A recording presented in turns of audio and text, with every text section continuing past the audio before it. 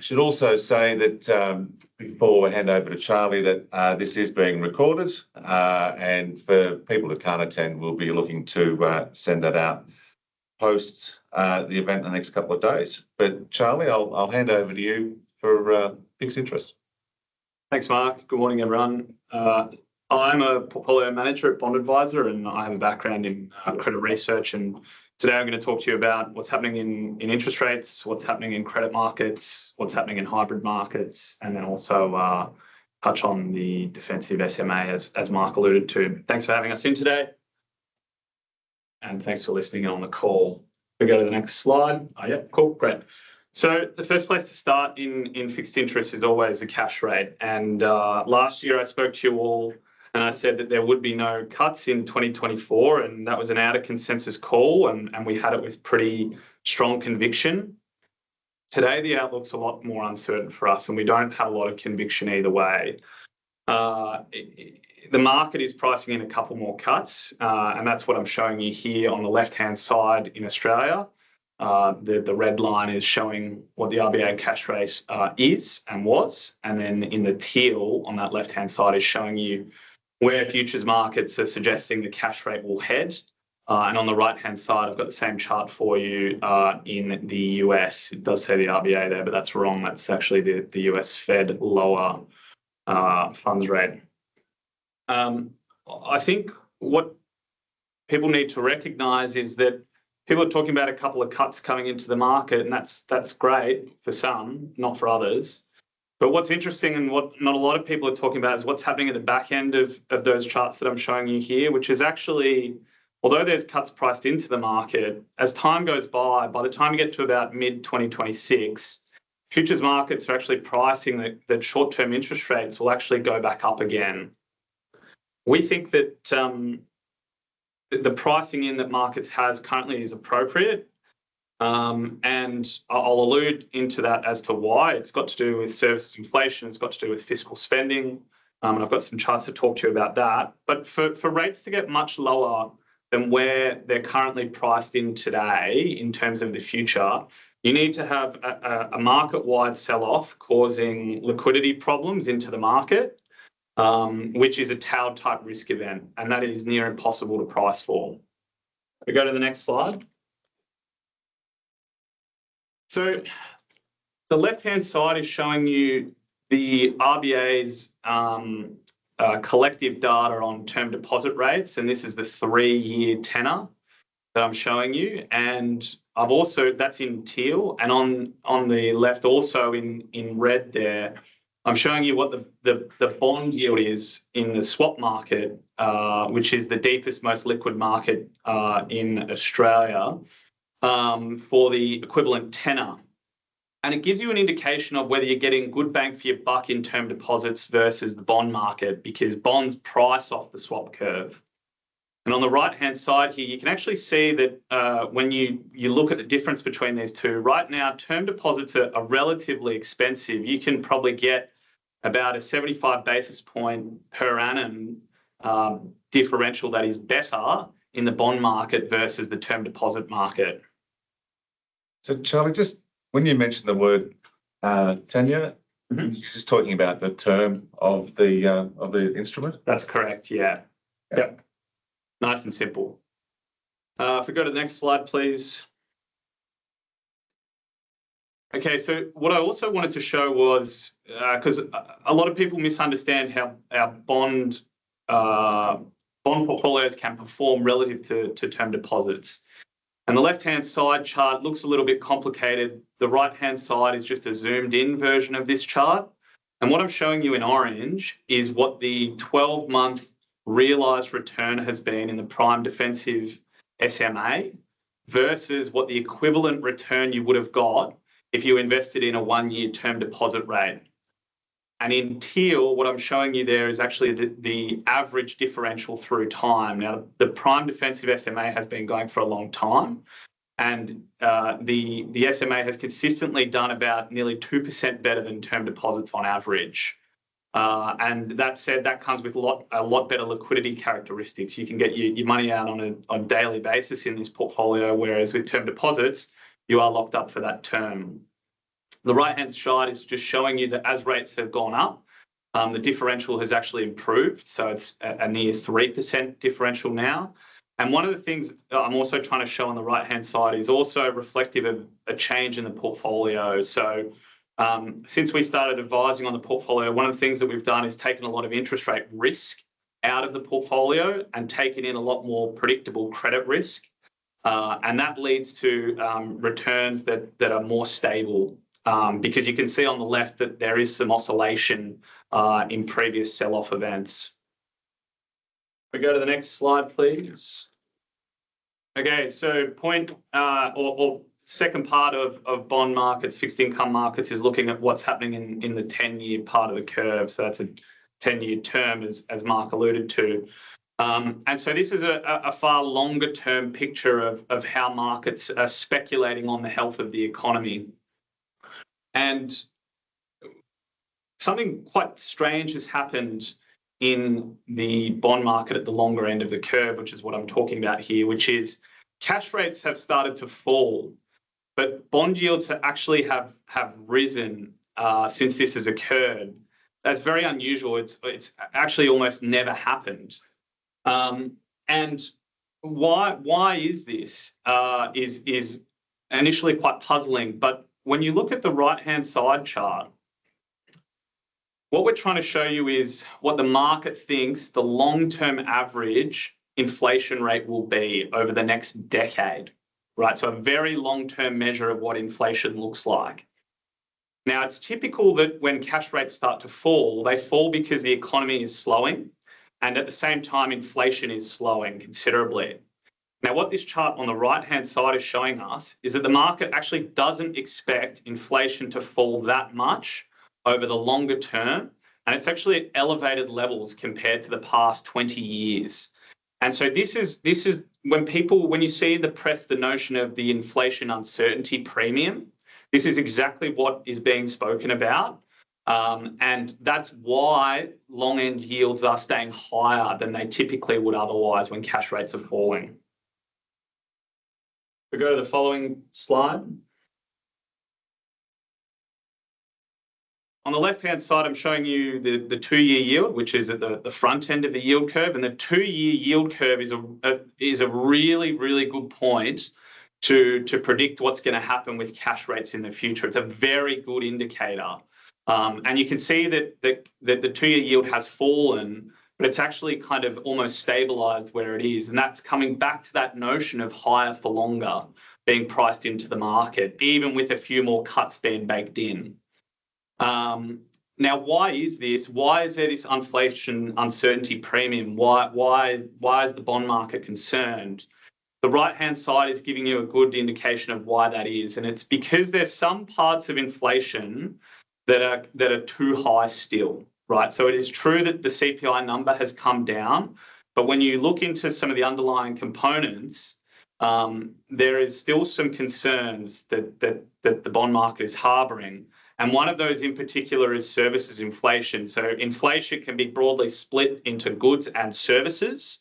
If you think about goods, they're apples, tomatoes, things you go and buy in the supermarket, whereas services is haircuts, or what you'll pay for your financial advice.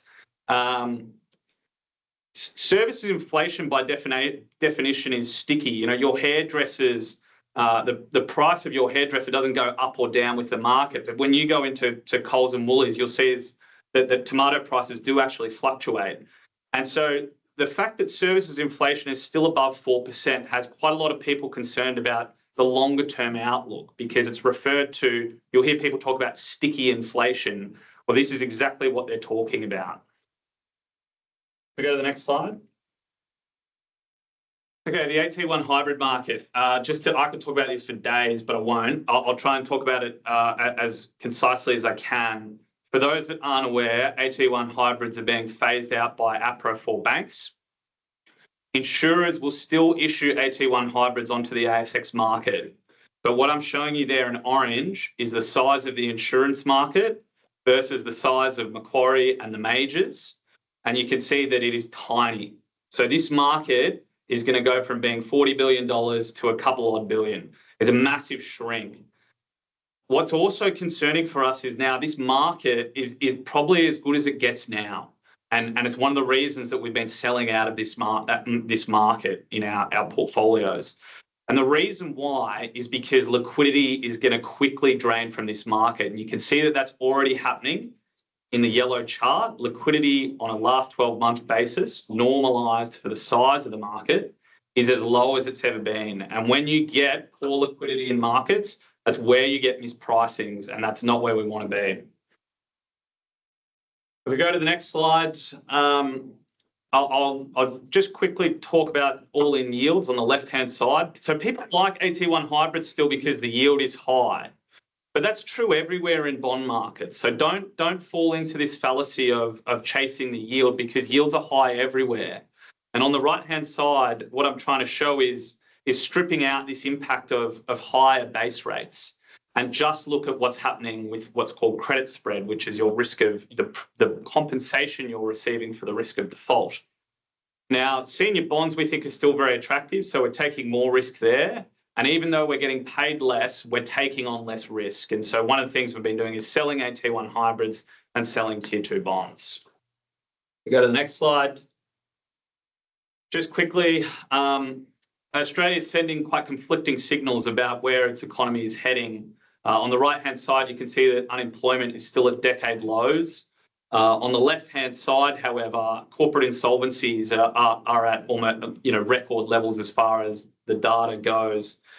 For us, the Australian fundamental picture will remain rosy so long as three things continue to happen, and that is immigration remains high, government spending remains very high, and then the third thing is that the RBA continues to support the market by preemptively cutting rates like it has already.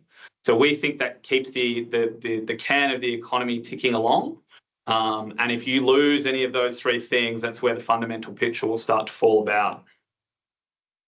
Following slide, just quickly here, I just want to talk about on the right-hand side all-in yields, because some people misunderstand yields. When they see yields, they think return, but they forget risk. And so what I'm showing you here is a bunch of different returns for a bunch of different parts of the market versus what the defensive SMA is currently yielding. And I just I guess highlighting the point that if you don't understand the risks that you're taking in products, speak to your advisors, right? Your advisors understand this. We're here to provide expert advice to them as well. And we think that the risk return picture is becoming far more finely balanced. And there will be a lot of outperformance based on security selection and manager selection. Okay, next slide, just quickly touching on performance. The SMA's performance has been really strong over the past year.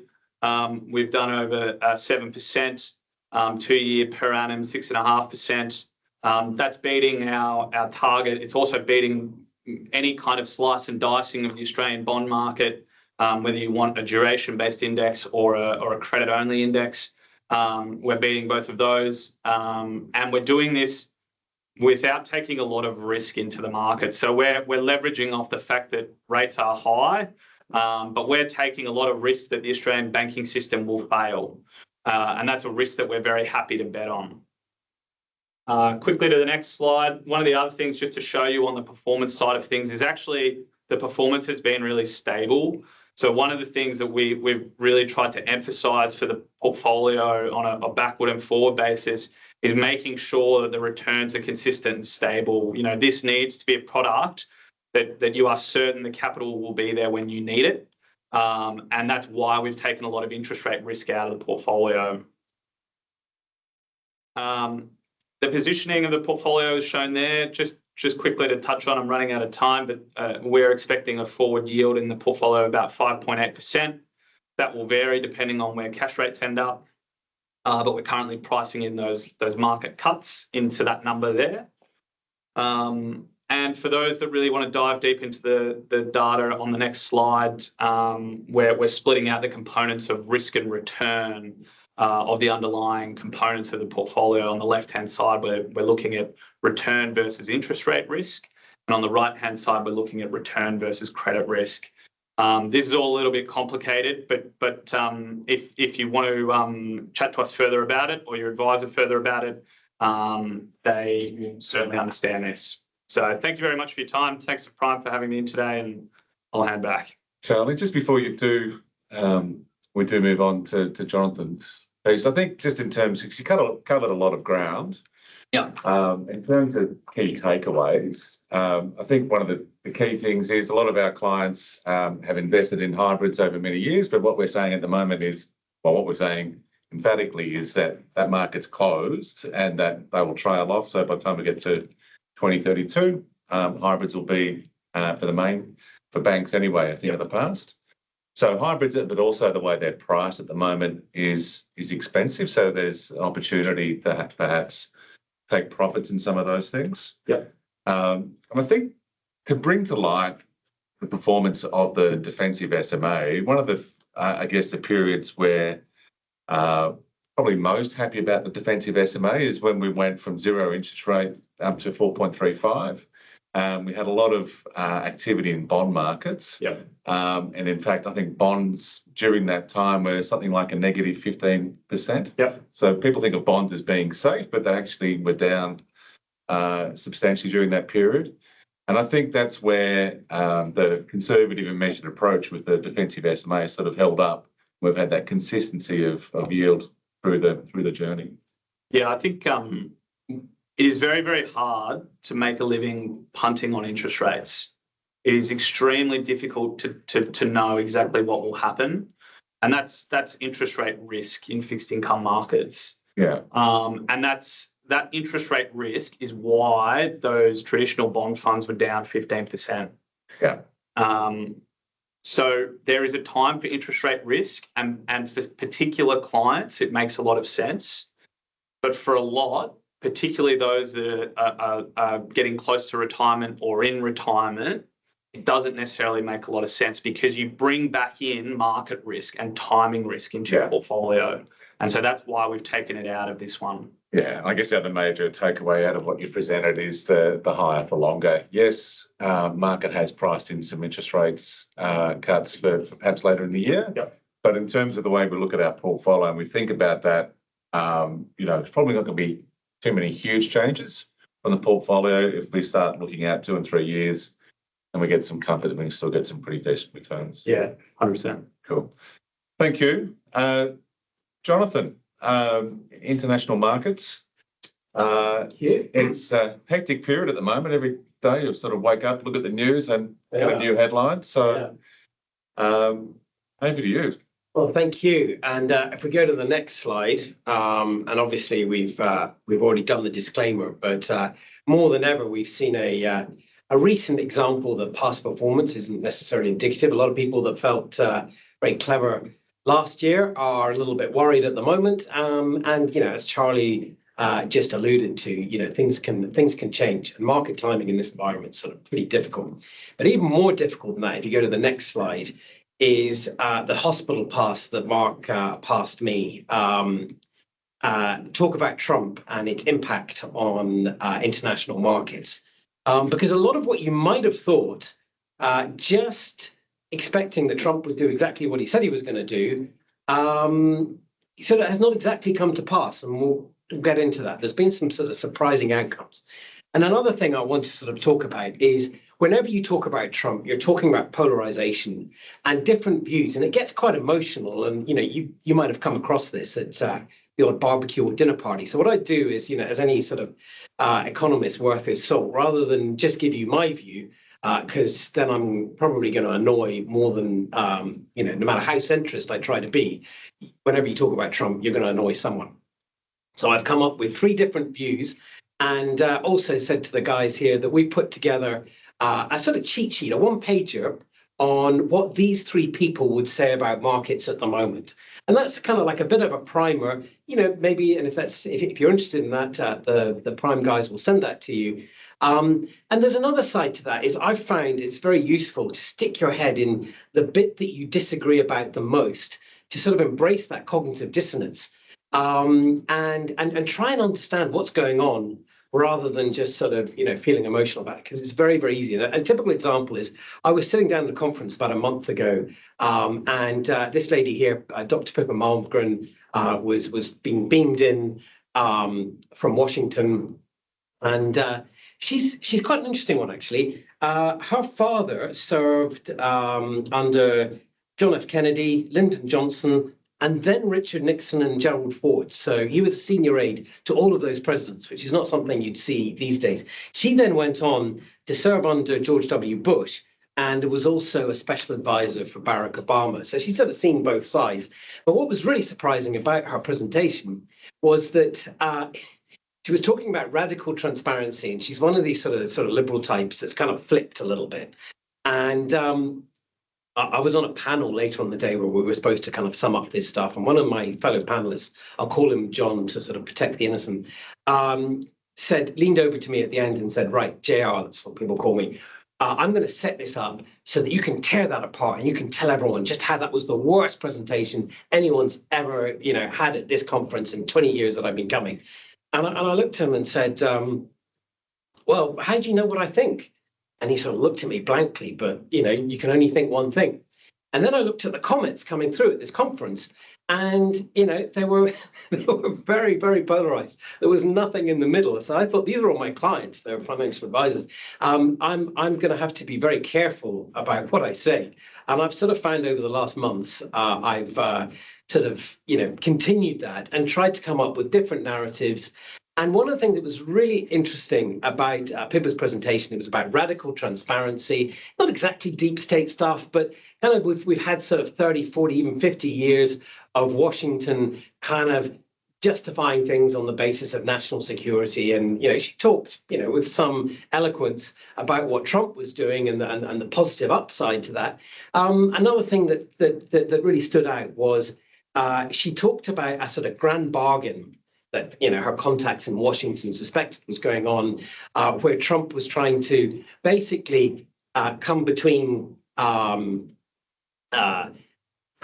and Xi, and basically try and have a transactional relationship with both of them, and leading to a tripolar world. Now, I'm not sure how much Russia really matters in that context, but obviously Ukraine was a sticking point. And just listening to that actually kind of helped me understand his reaction function over the next few weeks. And whether you disagree with it or not, actually her words kind of made a whole lot more sense.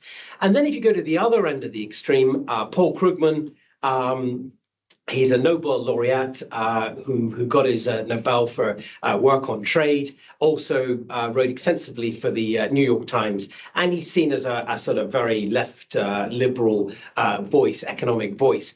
And so we've done this sort of one-pager, which is what would Paul Krugman say at a dinner party about Trump? And you can, I don't, the time that we've got, I'll let you read that later. But you can guess, it's basically saying what the market's starting to feel now, that if this is true, then fundamentally from an economic perspective, it's bad for growth, it's disruptive, etc. And then we've got in the middle, Ron Temple, he's a strategist from Lazard. And we sort of identify a little bit that it is the middle ground, basically saying, look, it's going to be volatile. But, in that period of heightened uncertainty, you want to lean into things where you can win in lots of different ways. And that is things like Europe, where you've got a bit of yield and now you've got prospect of a bit more growth. And it's likely to be less affected by some of this volatility. So if we go to the next slide, I won't dwell on this one, but if you read down this, you can see that really the market can take Trumponomics in a positive or a negative way, depending on how it's feeling at the time. And you can also pick into that. I mean, things like dollar strength or dollar weakness, that could be a good or a bad thing for emerging markets. And you can argue both sides. So there's a lot of uncertainty. But what we're seeing, if we go to the next slide, I believe it is that as uncertainty sort of goes up, you're seeing the tide go out a little bit, and it sort of harks back to Warren Buffett's phrase about when the tide goes up, you see who's sort of wearing their shorts. And on the left-hand side, you can see the orange line is showing index concentration when you just take into account the top 10 stocks, and the blue one is the top 50 stocks. And so what you can see is you've got polarized markets, but it's really, really concentrated in the top 10, and we haven't seen that since the late 60s. So you've got this these sort of lopsided markets, everything on one side of the boat, and also these stocks, successful as they have been, the US tech titans, quite expensive. Now then comes along this political uncertainty. That's the catalyst. On the right-hand side, what we see is this is akin to, or even further, in terms of how uncertain people are feeling about what will happen and what the reaction function of the US government, probably the most important player at the moment, is. It surpasses the GFC, and we haven't really seen this before. So if you go to the next slide. This is sort of what happens in uncertainty and what happens in a regime change. If you go back to the beginning of this, the chart starts when Trump was elected, and you had the MAGA trade, and probably difficult for you to see there, but you've got this sort of dotted purple line. That's the Magnificent Seven, just call it the top 10 or whatever, proxy for the largest US tech stocks. NASDAQ is the slightly more bold orange one, and in the very first few days, that dotted white line was the Russell 2000. That's what everyone thought was the MAGA trade, the Make America Great Again trade. But if you fast forward a few months, and now Russell 2000, US industrial small caps, etc., who are supposed to be the beneficiaries of making America great again, down 10% with a lot of volatility. Emerging markets actually up quite handily. Europe up 20% during the time. First of all, because it was relatively cheap, European banks started getting money, and then recently we've seen the defense stocks, etc.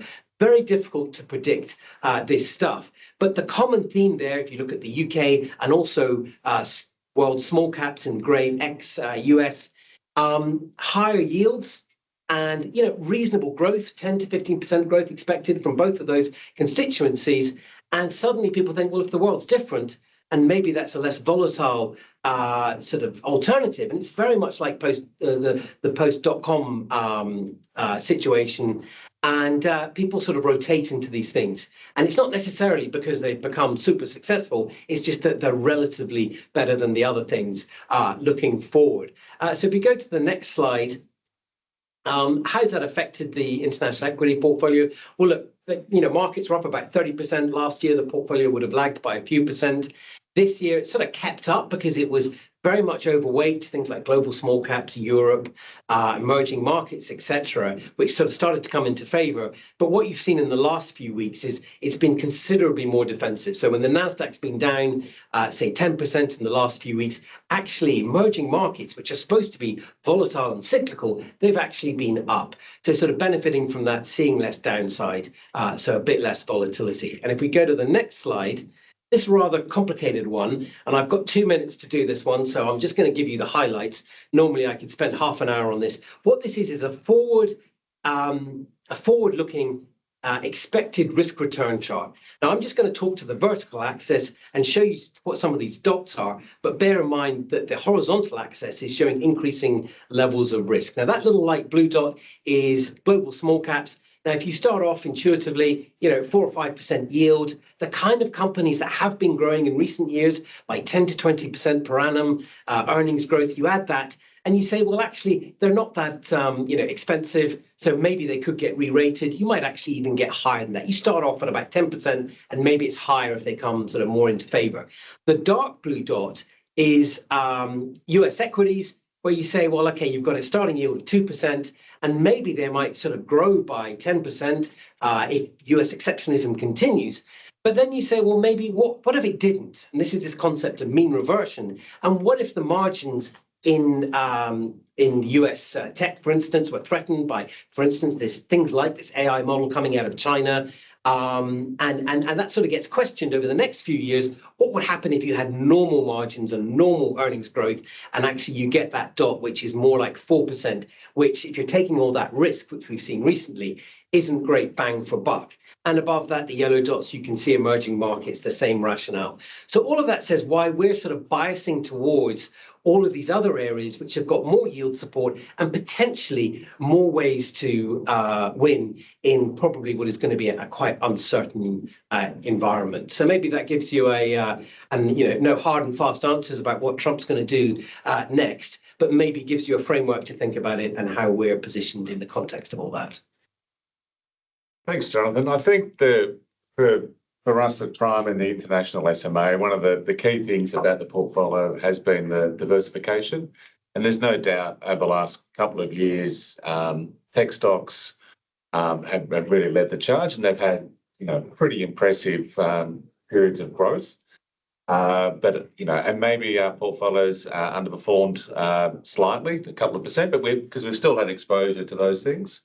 But that diversification, having that exposure to Europe through different fund managers, different active fund managers, has meant that the portfolios is when we hit this period of volatility is performing well, and probably relative to the tech stocks, we're doing a little bit better. But and certainly what we've seen is you've got this phrase in markets, sometimes it goes up by the escalator and up by the stairs and down by the escalator. And we have seen a little bit of that. There's been a lot of movement in the last few weeks.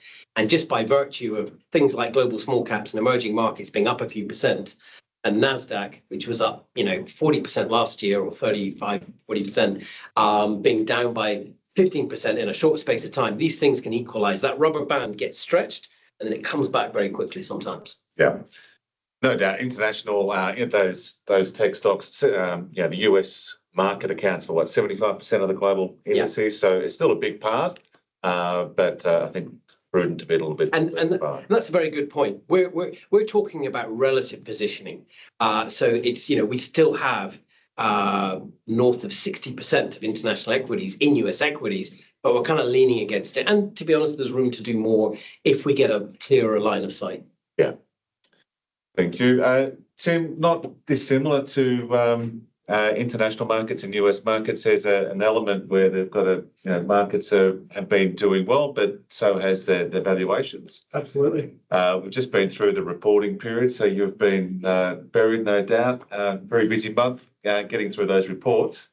Sort of keen to hear your views and takeaways. Yeah, sure. Well, thanks everyone for your time this morning. And as Marcus has said, I'll give you a quick overview of some high-level comments around the market structure and just where we're positioned from a valuation perspective, and spend more time going into the reporting season details and picking out a few companies that were standouts for us.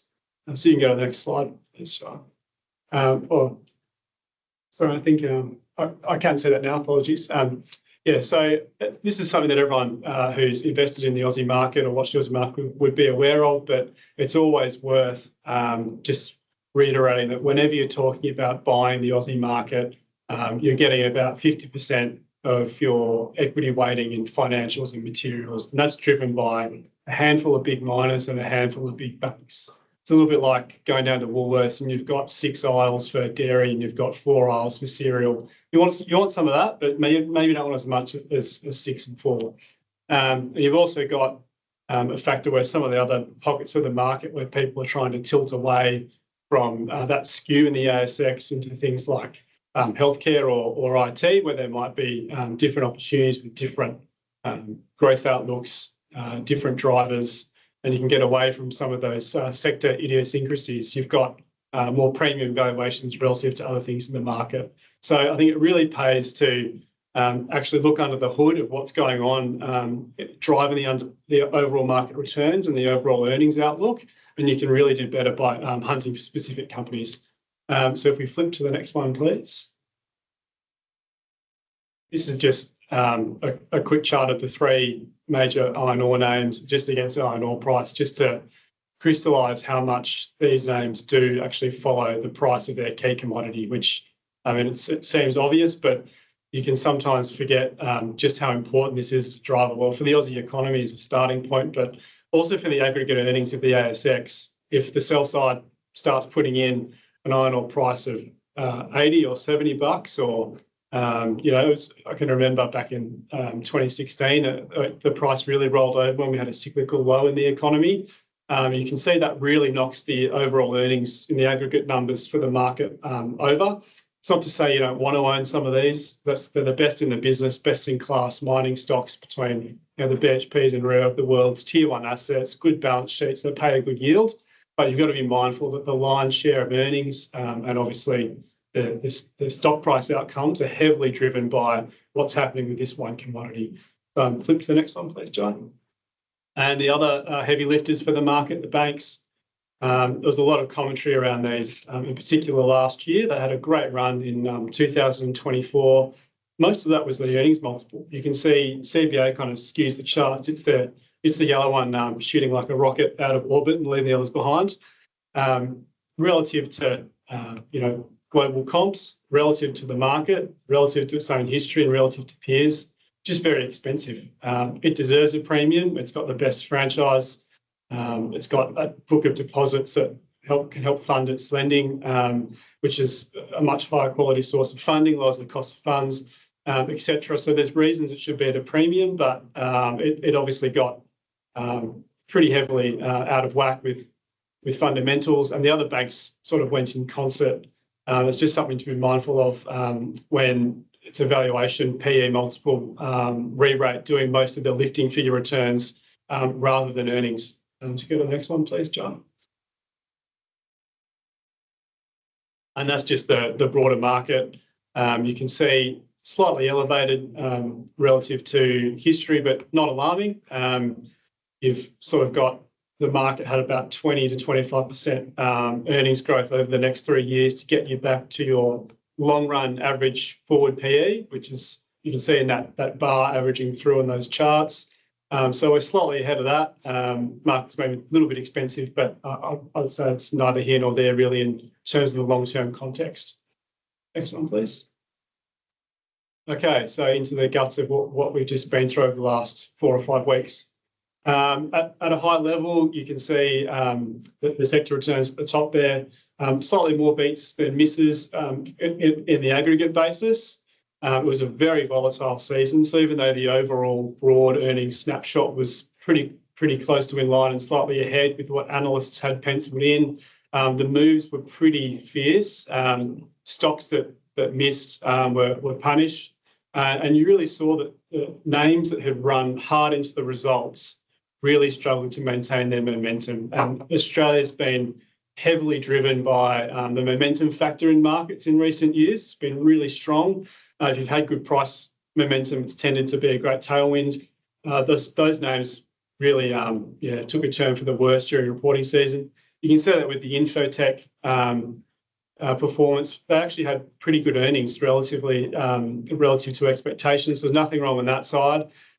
They just run really hard, and the market was sort of saying, well, where's the next leg? Are we going to get a further re-rate in the PE multiple? And banks were a similar story. Really strong 2024. Results in themselves were not alarming. Credit growth's okay. A little bit of compression in net interest margin. Bad debts ticked up a tiny bit, but still very, very low relative to history. It's more just, is there really enough in here to justify the valuations they got to? And those names sold off. I think the banks index was down around 5% for the month, which is a pretty big move for a heavy lifter like the banking sector. We'll pull that back a bit from an overall market point of view. At the end of the season, 4.5% down from the peak. It sounds like a big fall, but we touched intra-month all-time highs during the month of February. So, context, it's not a complete meltdown. It's a bit of a down move. And then I'll just touch on a few of the stock names that we really like, and you'll notice that none of them are banks and none of them are miners. Treasury Wine Estates, this is a premium brand play with the Penfolds brand. The global alcohol market is going through a little bit of a slump, but that's mainly in the low-value, price-conscious consumer basket. Consumer behaviour's shifted to fewer drinking occasions. They're moving up the price point for bottles. Penfolds average, revenue per case in the Penfolds line is like 4 or 5 times what it is in their lower value brands. So that premiumisation story means they can drive top line even if overall alcohol volumes are a bit soft. It's about 60% of the segment earnings, and you can start really driving the group earnings from here. And it's a higher multiple part of the business. Double-digit earnings growth over the next couple of years. It's on a below-market PE yielding about 4%, so you're getting paid. We like that one. Domino's Pizza, bit of a fallen angel. It's been through a downgrade cycle. They expanded too much during COVID when everyone, man and his dog, was ordering pizza and sitting at home. They've taken quite a while to kind of come to the other side of that. They've got a new CEO in there who's taken sharp action to reduce costs and close some stores. The market's a bit disappointed that it's taking a bit longer than they thought, but consensus expectations have taken the earnings recovery largely out of the picture. It's trading on 20 odd times multiple. It's a global brand that does have long-term store rollout potential. Once that same-store sales growth comes back, the market will start putting store rollout back in the numbers. And once that sale line starts moving, you can see the multiple re-rate. It's been traded as high as 60 times next year's earnings. It's around 20 now. It's a 5-year low relative to where it's been. So that one's got scope for acceleration of earnings growth and multiple upside. So we like that on a long-term view, but it's going to be a little bumpy. And then Nanosonics is probably the star for reporting season. This is a medical device technology business selling disinfection units for ultrasound called the Trophon. Very sticky once they're in there. It's the standard of care in the US, which is their key market. And the real highlight from that result was a revenue guidance upgrade, but they've been selling service contracts for these units into the hospitals where they place them. And GE, who used to distribute products for them a few years ago, there's about 10,000 units in the US that GE still services that are aged. And when these get replaced, Nanosonics can win the service contracts. And that's just driven a re-rate in that very sticky annuity type revenue where they keep getting paid to have those units out there. At the same time, you've got a new product which has been heavily invested in that's coming to market soon called Chorus, which can stop being a cost impost to the earnings line and will start contributing revenues. And that's always a great trajectory point for a business. One word of caution, it's expensive, but the tailwinds are strong and you just manage that from a portfolio perspective. So that's a rapid fire run and I'll leave it there. So, Tim, just in terms of the overall Aussie equities portfolio, banks over the last 2 years have been particularly strong. A lot of people have sort of been asking, who's been behind the buying, and I think some of that has been, some of the chatter is about passive funds, but then all some of the industry super funds are now getting up to a pretty heavy weight. Yes. And we saw banks who are up like 40%. And as you sort of mentioned, the earnings growth hasn't been there. It's really been because of that multiple expansion. So in this latest sort of bout of volatility in markets, banks are off a little bit. We're underweight in the portfolio. I mean, from my point of view, I think that's something that's likely to be persistent in terms of that underweight position. And we're probably looking for other areas in the market to do some of that heavy lifting. And whether that comes back to the likes of, Treasury and some of the more mid-tier stocks. But I think that's, from a portfolio point of view. And then we've got on the resources side, there's a lot of talk. One of the things you haven't talked about today, but is sort of features in the resource stocks and things like Treasury Wine, is just the influence of China. Yes. And obviously there was with Treasury, they stopped distributing or weren't allowing Penfolds to sell into that market. And then just a comment on, if we're talking about resources and iron ore, how that market, potentially is going to impact and what the heavy, the BHP and the Rios, what they're doing to minimise their reliance on iron ore and what they're doing to diversify their business. Yeah, sure. So that comment around China, obviously it's a huge piece of the puzzle. So Treasury, everyone will remember when we got that list of grievances from the Chinese government and got locked out of a few markets, and wine to China was one. That's upside for Treasury if that market comes back. So that's there's potential for them to penetrate that market again and win back some of the share that competitors took. So that's actually more of an upside potential than a downside for those guys. And then on the miners side, they make great margins at these prices, fabulous margins. The return on capital on the iron ore assets is just out of this world. They are tier one cash machines. So those dividends, they're good even if the iron ore price moves a bit. Now, they haven't been lying still and waiting, for the demand profile to potentially change and for them to roll off. BHP's repositioned its portfolio pretty heavily. It's moved about 40% of the earnings towards copper. So future-facing commodities, they've got a big potash project in Canada called Jansen that's ramping up. So they're repositioning into smart places. The long-term demand with copper and electrification, we all know about those trends.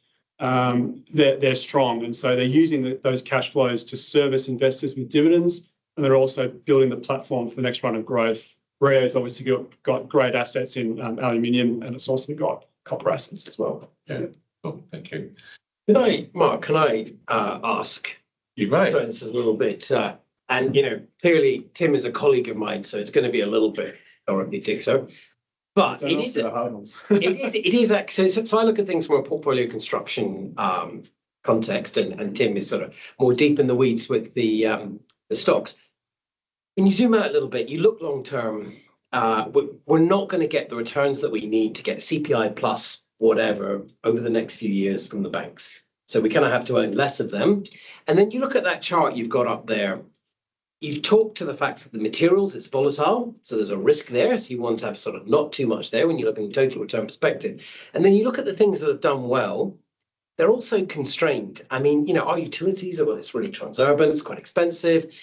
Woolworths and Coles, by international comparisons, like there's only so much PE you can pay for what is it? 3 times the multiple of Tesco's or something. Then you've got a quality issue, maybe with some of the REITs. What you're left with is these mid-cap and smaller growth stocks. Is it the case, and this is the difficult part of it, to get to objectives for people to increase their wealth over time, we're going to have to get growth from the rest of the index. And we're going to be competing for that. So they're going to be trading at a premium because there's a lot of capital in the industry funds, all chasing returns as well. But we're also going to have to, this is the difficult part. That means taking on risk, relative risk to the index and potentially absolute risk. Is that managing Australian equities? Is that the sort of biggest problem that we've got that we're confronted with? Yes. And I mean, do you want defining your risk as the benchmark, as hopefully I made clear at the start of the presentation, your comments, the benchmark drivers are not always what you want to be exposed to if it's those banks that aren't going to drive the growth and if it's just leverage to the iron ore price. And that's why the happy hunting ground is some of those other stocks. Some of those mid-cap and small-cap names. Absolutely. We better do a good job then. Better keep moving and hand over to Panos to talk about property. Panos. Thank you very much, Mark, and thanks for joining us today. So my name's Panos Melthiadu. I look after the property component of Prime. We've got 3 team members in our team specifically looking at debt, preferred equity, ordinary equity opportunities within the property sector. Go to the next slide there, Joy. So again, from our perspective, it's risk mitigation, oversight of the different investment opportunities that we have for our clients. We look at opportunities on an individual level, so direct asset investing. We do that by replicating and pulling apart the opportunities that we get presented to us. And then we operate to a specific mandate. So ensuring that it fits within a geographical location that we're comfortable with, where we see growth. It works to vacancy, it works to obviously the effect of interest rates, and then obviously understanding the capability and strength of the different organisations that we're looking to help in terms of financial investment.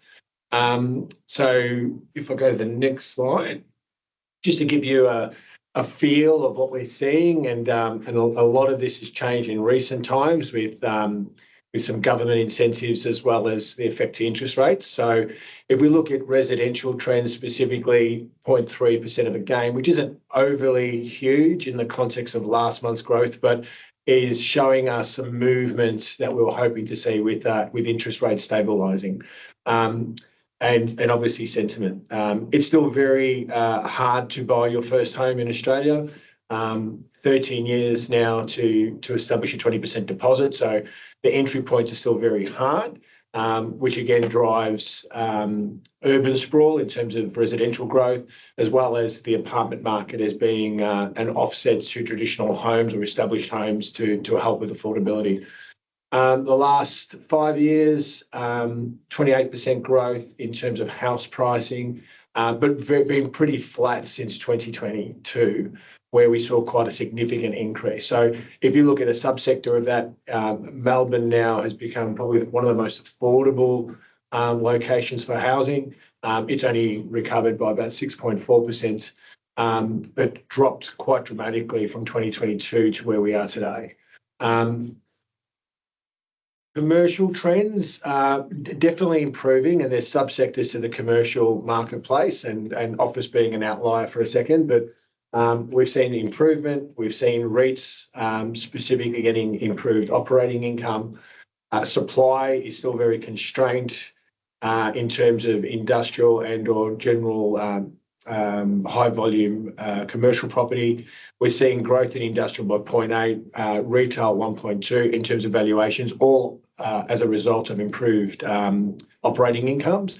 Office is still very, very difficult, and it really does depend on where you are with office.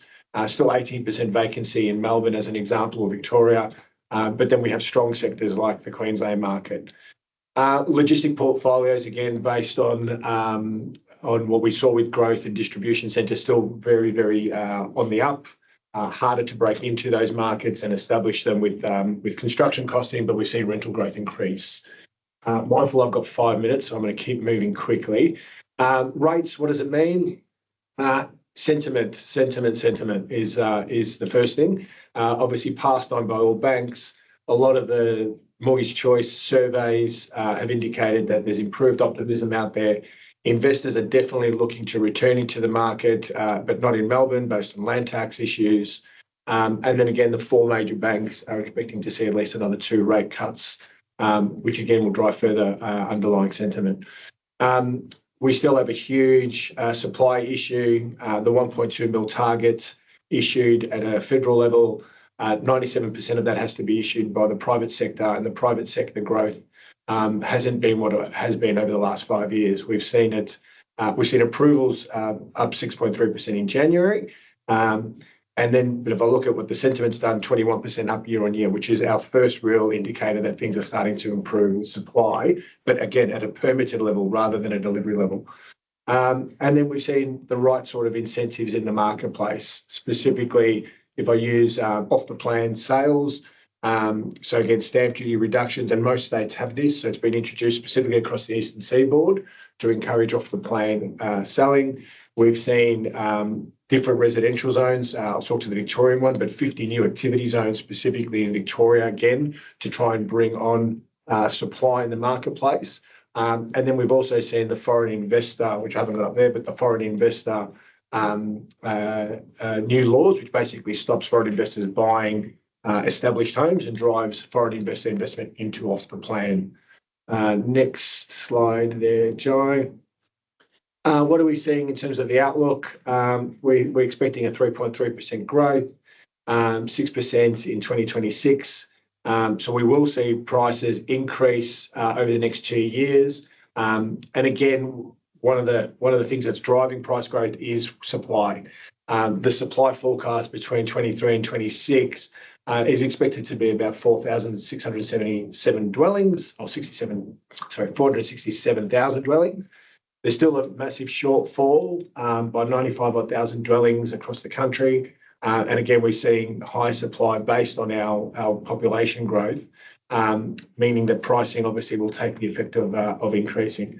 And construction delays are still an issue, not so much in material terms, but just the volume of builders and then obviously approvals. So we've seen a right sizing in construction.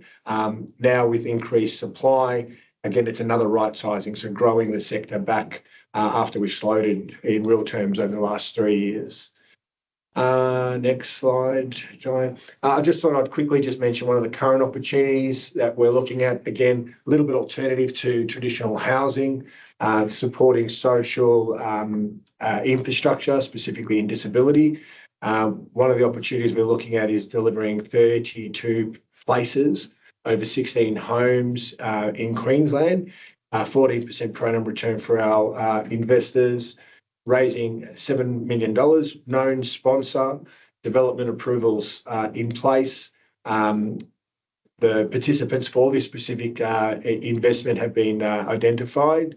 And then the sponsors' alignment with both profits and their own equity position, allowing a 6.7 first loss position, with CBA being the funder of the project. So alignment as well as the relative security. So we hold security in all the assets, personal security against the sponsor, or with the sponsor, I should say, but with a known delivery partner in terms of in execution. So more information if you're after on this opportunity, we can provide at a later stage.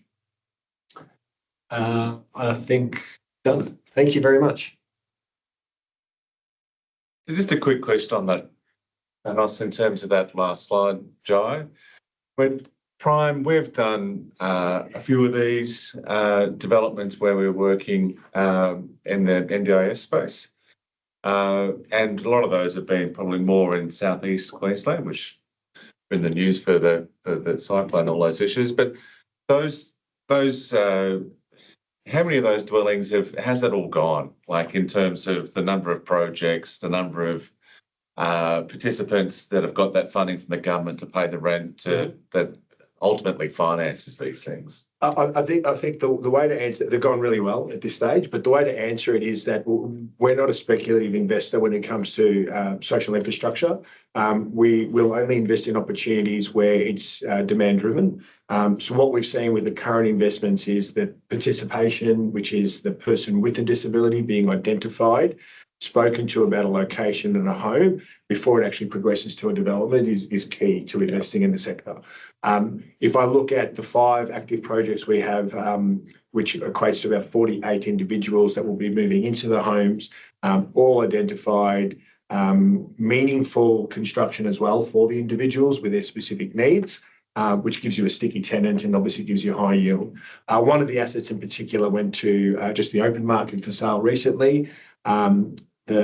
We work off an investment at 8% cap rate, but it was contracted in the auction process, and we got 7.57, or the developer got 7.57, which is showing the confidence in that sector with full occupancy. And so we're going to continue to support it, but again, all participant led rather than speculative. Yeah. Why we like who we're supporting is it's regional based assets with demand issues. Rather than in major centres where there's a lot of competition, a la Melbourne or Sydney specifically. So regional play is more of the investment type that we're looking for. Yeah, and I think that whole thing about not being a speculative investment, because we've heard stories that some developers that haven't had that participant or the person lined up to move in, it's been a challenge. Yeah. But it's not what we've been playing.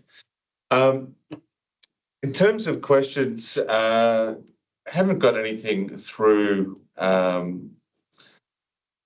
the moment. So if anyone's out there and some of these topics have generated a bit of interest, please pop onto the chat and fire through a few questions. But what we've tried to do today is to look at the portfolio, at client portfolios holistically, and cover off different aspects of the portfolios. And I think, Charlie's given us a fairly good indication of where we think interest rates are going to go in the short and medium term. The whole thing with the way international markets are playing out continues to be a daily surprise at times. But Panos, if I can come back to you and just some of the things around property, there's this big challenge we've got with the immigration that we've had into the country and this undersupply. You also talk to that thematic, and then there's also the other issue that in terms of developers and construction has been an area where there's been a lot of pressure, particularly during COVID. We had materials that had really inflated prices. Just how that, and we hear that some of those people in construction have struggled. What you're seeing in the market and how that's playing out? I think the big thing, just to understand that downturn, is fixed price contracting in construction. When you have material price increases, is essentially the news items that everyone's seeing. So why does a builder fall over? They've entered into a $20 million contract with an understanding that there's a 5% margin. And then they've seen in excess of 20% increases in material supply or material pricing. On top of that, compounded by material supply issues, so duration, and then the way traditional contracts work is you punish a builder for not completing on time. So they're into liquidated damages plus material increases, and then they have 10 projects across the board that happens to them with, and then they fall over. What are we seeing now? We have no shortages of materials, which is good. We've seen material pricing come back a step and nothing dramatic. We're seeing maybe a 5% reduction in overall material prices. Australian market still has labour shortages in construction, and that's been a driver of immigration to try and rectify that. But what we also saw the sector do based on volume of approvals is contract. So instead of doing 10 projects with 10 different teams, builders are right size. So I'm now a 5 project team as an example. So we're still seeing a hunger in the market right now for builders looking for work. So again, it's turned more competitive. The catch-22 is as supply comes on and as approvals improve, and hopefully people are out there buying, that sentiment improves, which is what we're seeing with interest rates. Builders now then need to upscale again. They can only do that with the right labour. So we still have some pressures in construction, and I don't think pricing will fall dramatically at all because of that. But as a sector, I think they're on the improve. We still have supply issues, as you mentioned. The government's done quite a good job, I think, in trying to contain that growth, which is the foreign investor specifically buying off the plan to grow new product rather than existing. So less competition in existing stock. So just making sure that absorption of current product is done locally rather than from overseas buyers. And then also put a limit, I suppose, on how much we're going to, immigration. We saw after COVID numbers in excess of 220 to 280 a year in terms of inflow versus 197 and historically around 140,000. So I think that'll get contained as well, which is what both sides of government have indicated they're going to do just to contain that growth. And surely another positive, well, something that's turned from a headwind and tailwind. We always like to blame the government for things, but the various infrastructure projects that came online, COVID and following, that seems to be rolling off. I imagine that would improve the picture somewhat. And state by state as well. So absolutely in a Victorian sense, with a lot of project cancellations, we've seen improvement or release of labour, definitely in New South Wales. Queensland, based on the Olympics, is a complete nightmare. There's, the biggest builder in Queensland being Hutchies has turned to all residential developers and said, well, our pipeline in commercial work and infrastructure work is such that we're not taking on any additional residential projects. So there is some struggles in Queensland. And again, why prices improve so dramatically in Queensland versus New South Wales and Melbourne is if there is a project with a builder for a residential, you can charge what you want almost. So we're seeing that huge price growth, but huge demand problems in terms of delivery in Queensland as well. So those infrastructure projects, though, New South Wales and Victoria are definitely going to improve our supply. Yeah. Thanks, Panos. I think in terms of time today that we've probably rounded out the hour and we don't have any further questions. So I'd just like to thank all of our experts on the Prime Investment Committee for their time and coming in today. And thank you for tuning in. Thank you. Thank you. Thank you.